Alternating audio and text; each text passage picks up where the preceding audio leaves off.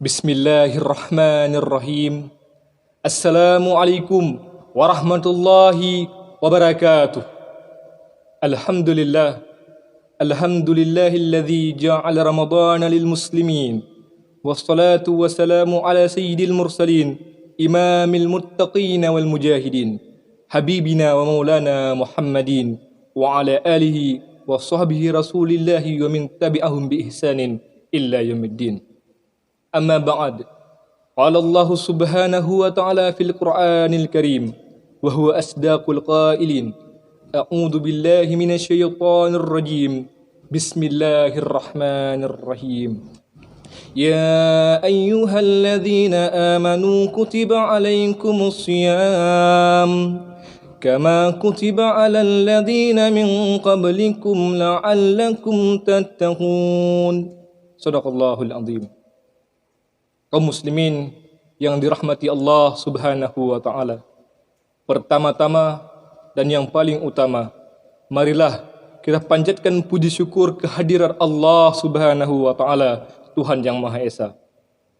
Salawat bermahkotakan salam mari kita sampaikan kepada revolusioner Islam, baginda Nabi besar Muhammad sallallahu alaihi wasallam, serta kepada keluarga dan ashabi Rasulullah, para tabi'in, tabi'in, para alim ulama al-warathatul anbiya yang menjadi sirajaw wa munira, pelita di tengah-tengah umat.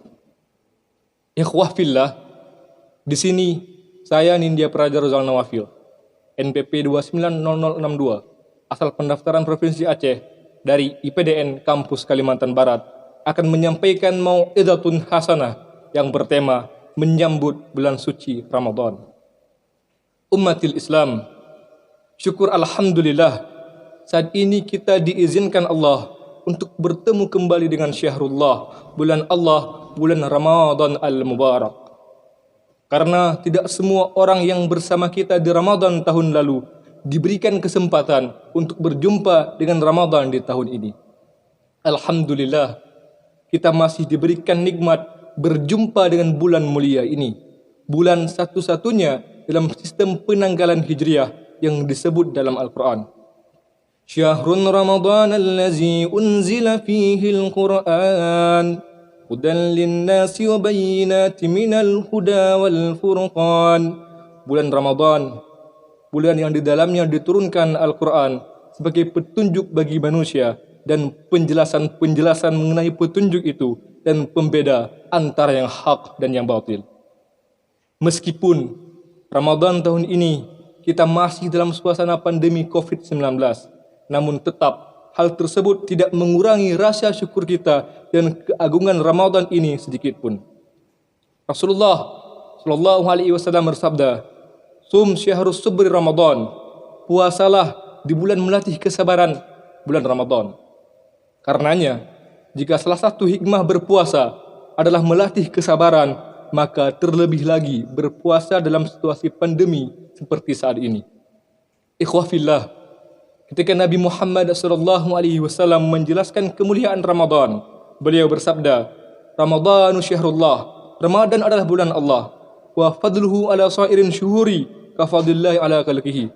Keutamaan Ramadan dibanding bulan-bulan yang lain adalah bagaikan keutamaan Allah dibanding dengan makhluknya, atau maknanya tidak dapat dibandingkan satu sama lain. Dalam hadis lain, Rasulullah SAW bersabda, seandainya para hamba Allah mengetahui terhadap apa-apa yang ada dalam Ramadan, maka umatku pasti berharap agar bulan ini tetap ada selama setahun penuh.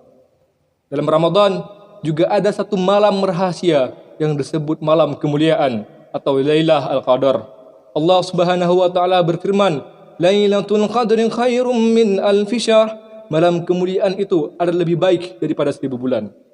Maknanya, apabila kita berhasil mendapatkan Lailatul Qadar dan kita beribadah di malam itu, seakan-akan kita beribadah 1000 bulan atau 83 tahun. Namun yang celaka adalah orang yang berbuat maksiat di malam itu.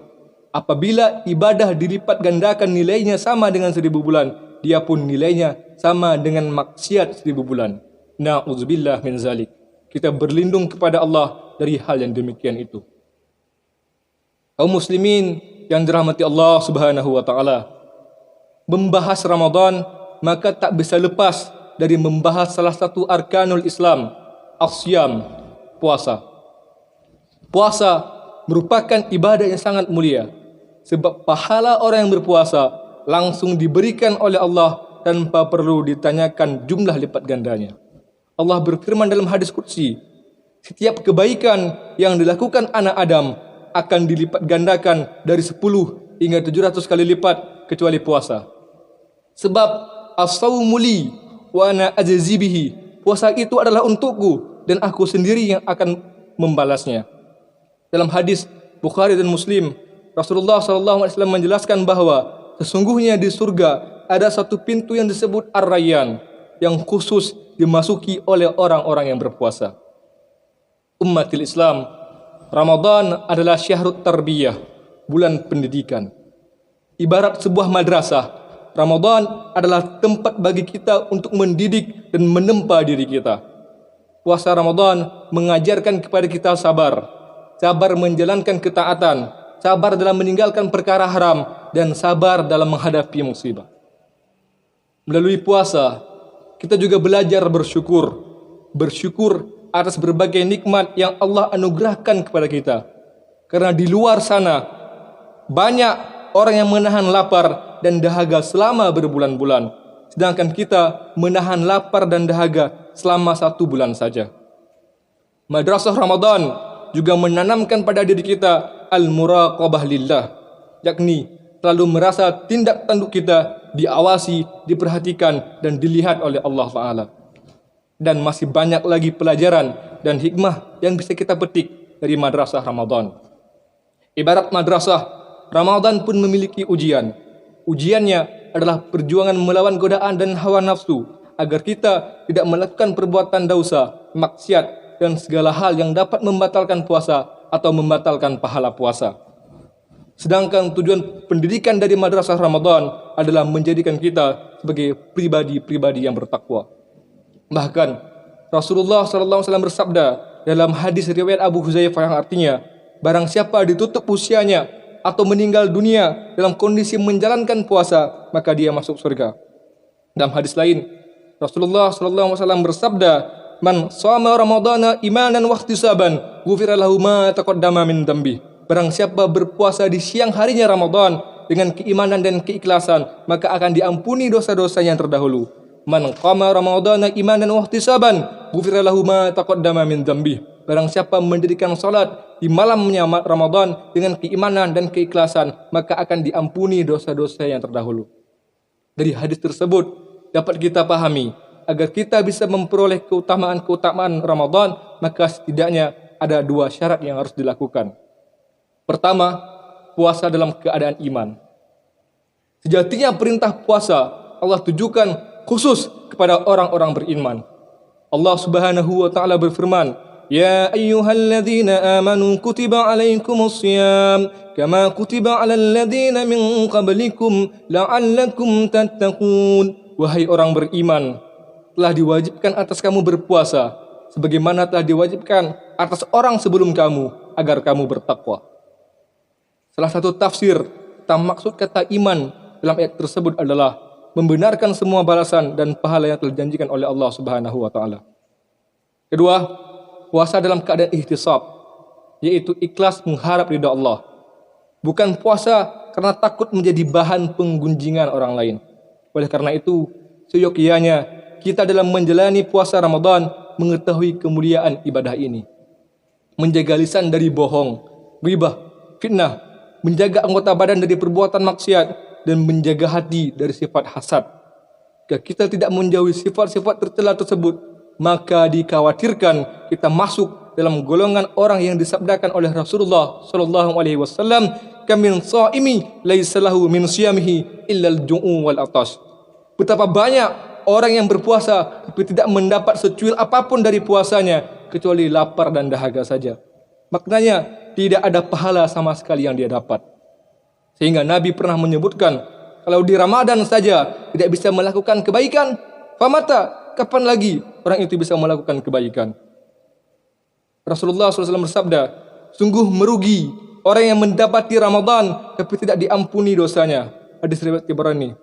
Diriwayatkan juga ketika Nabi SAW menaiki mimbar, pada tangga pertama beliau berucap amin. Pada tangga kedua dan ketiga beliau juga berucap amin. Para sahabat akhirnya bertanya, "Ya Rasulullah, kami mendengar engkau mengucapkan amin 3 kali." Nabi SAW menjelaskan bahwa saat beliau menaiki mimbar, Jibril berdoa di setiap tangga yang Nabi naiki dan Nabi mengaminkan tiap-tiap doa Jibril.